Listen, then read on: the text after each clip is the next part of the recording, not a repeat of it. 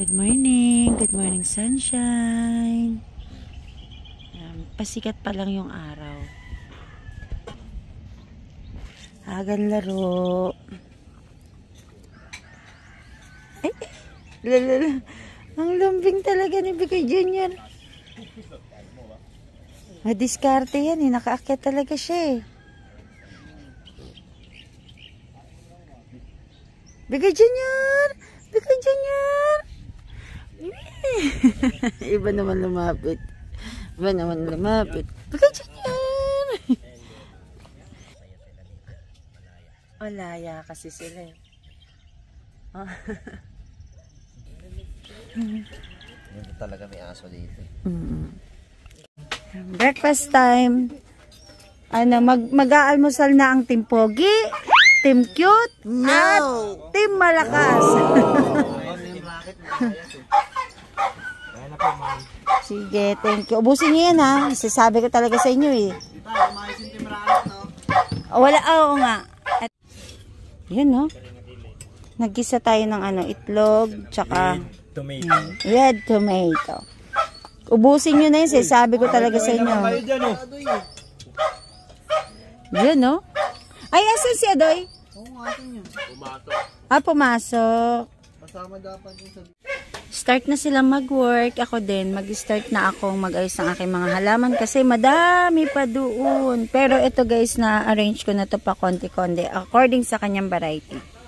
Maganda ngayon magtanim, maghalaman habang hindi pa ganoon katirik ang araw. Mamaya masakit na naman yung araw sa balat. Magtatanggal na kayo ng forma? Yan, start na sila magtanggal ng forma ng tie beam. Dito kasi may magandang garden soil eh. Tuyo na dyan. Ganyan lang ba kalalim yan? Okay. Di okay, sige.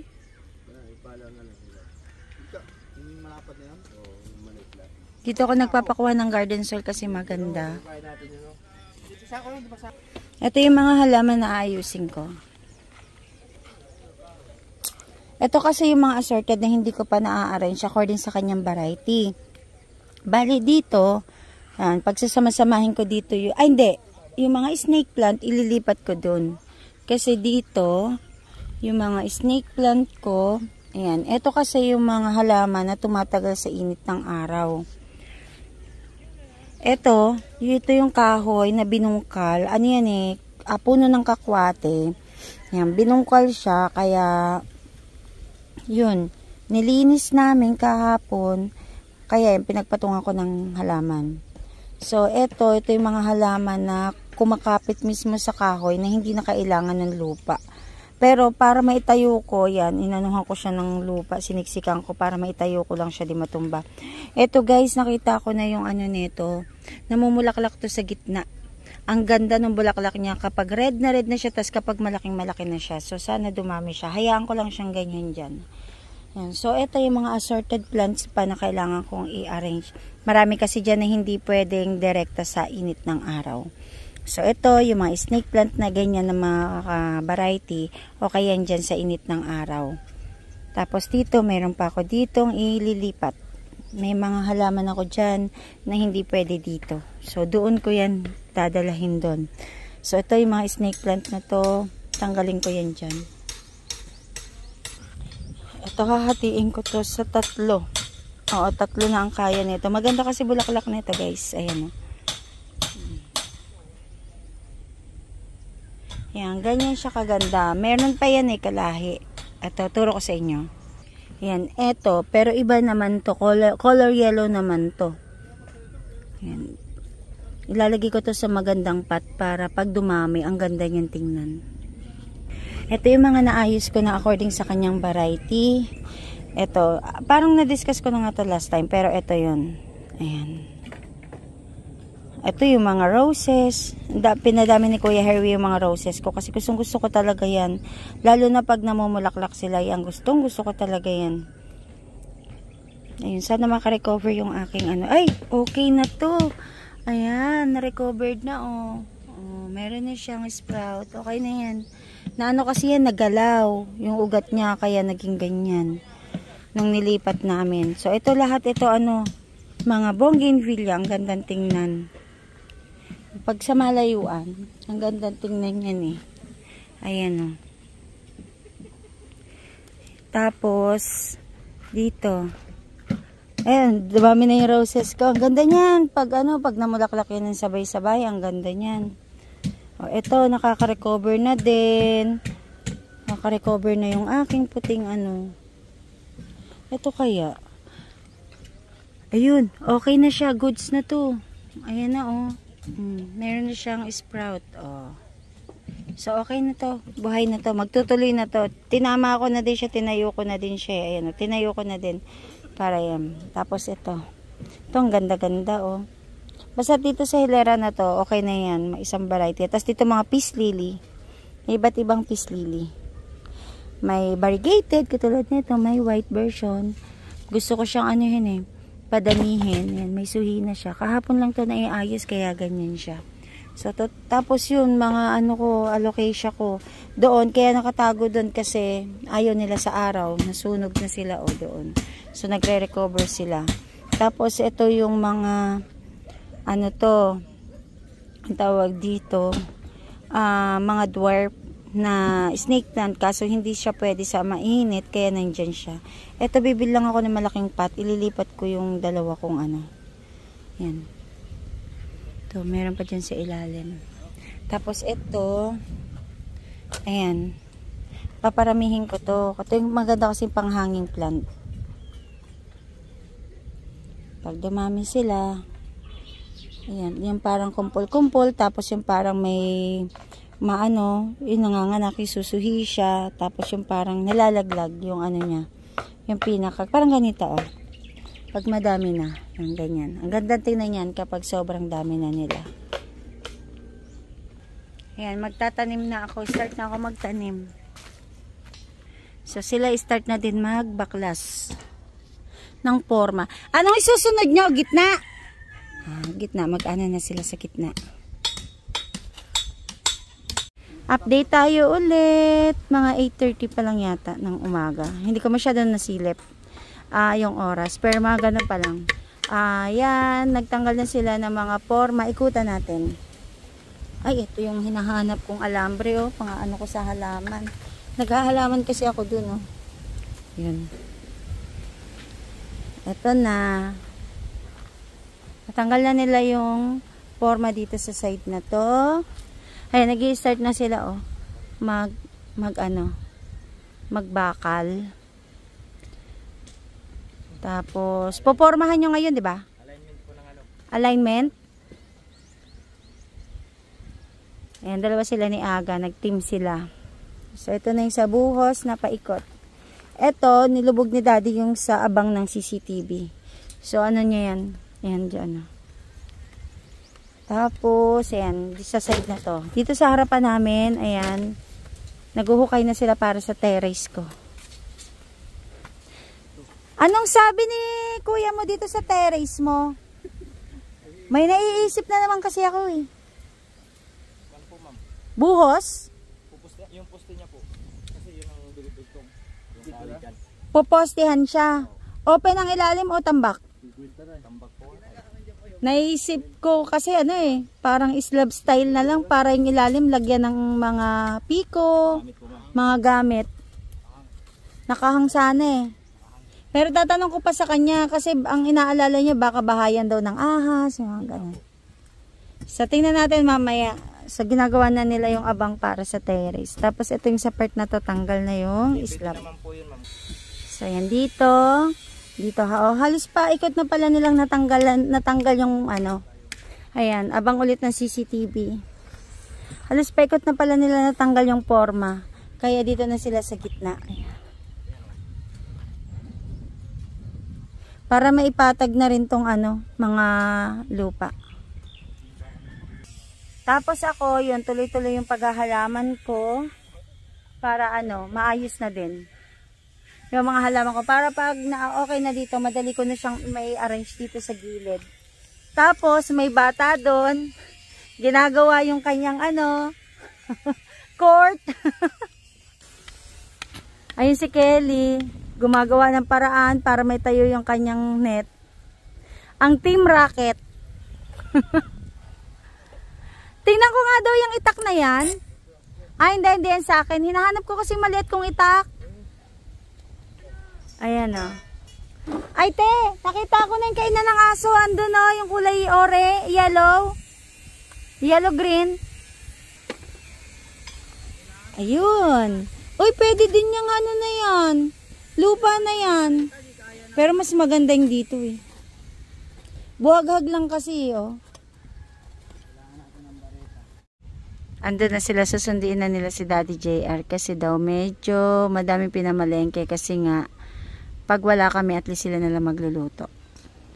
Hello Koy, si Bikoy talaga lagi ito nakabantay eh. Ayun na nga oh, yung pick up. Ay, shucks na bali. Bali ang dahon. Ito yung ihahang ko dito. Ito. Meron na siyang yan. Pwede, ito yung mga pwedeng itanim eh.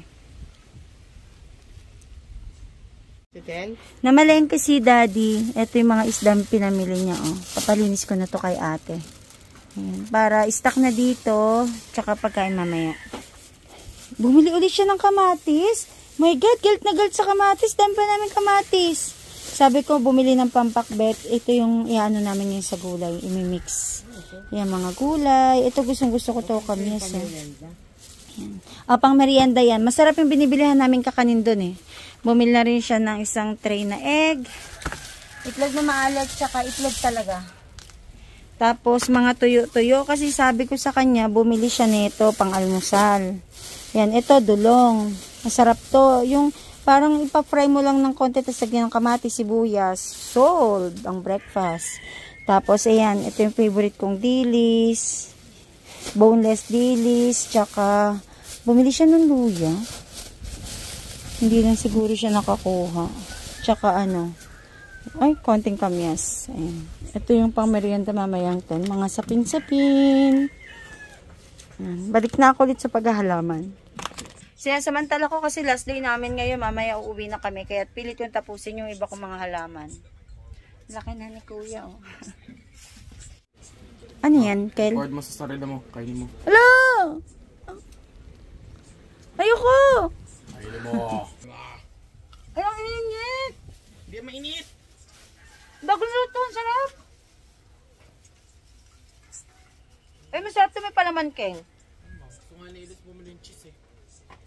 Hop! Update tayo guys. Nagana na sila. Ayun, nagtatapos ng tie beam. Ayun, nagpo-forma sila ng tie beam. Yung sa gitna na, sa center na. Halos tapos na nga pala nila oh. Buhos ngayon yan. Kaya yan ngayon.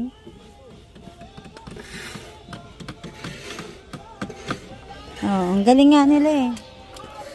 Kaya kailangan talaga karpentero eh, no? Para ano? Para mabilisan. Ilan na kayo nagkakarpentero? Si Cece marunong na magkarpentero? Ha? Kinamasi oh. Nagtitripang kanila siya oh. Akala ko ba sa steelman ka? Karpentero ka na din ngayon, Se? Ha? Ah. Ayun dito natambak na nila oh, ayos. Ayan, di bukas papatagin na nila. Tapos flooring na. Ayaw nga mag-photo na.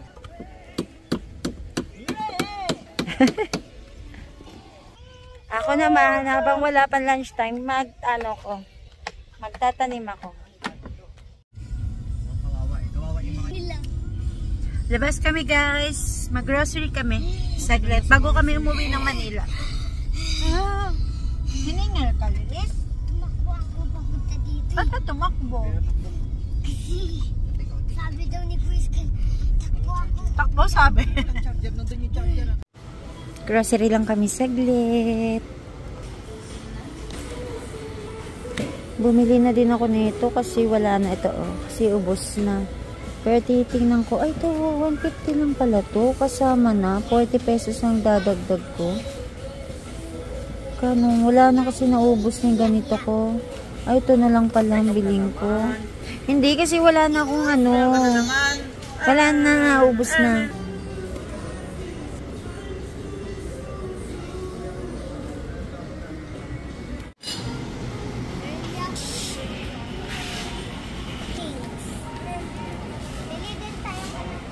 Yan.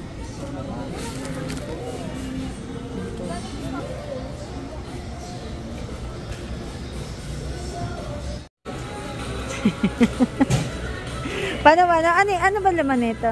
Candy. Tapos, pakita mo kay daddy mo. Daddy, ah.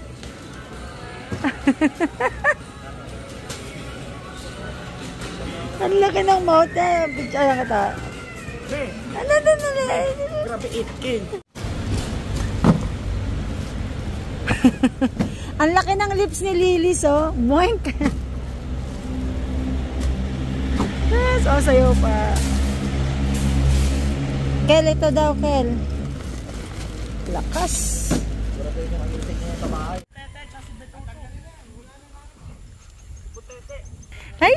Ay, sasalubong. Si Bikoy. Koy. Alika na, okay na yan. Nakapagbuhos kaya sila. Silipin ko lang din. Kasi nag-grocery kami. So, titingnan ko pa. Ayan, silipin ko lang kung nakapagbuhos sila. Ayan. Gitnang tie beam na lang ang binubuhusan eh. So, ayan, meron na. Ayun, ayos pala eh. Ito na.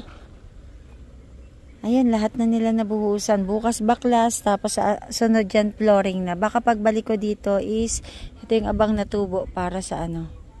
So, baka pagbalik ko is ano na, may flooring na to. Ako ay mag-start ng magluto.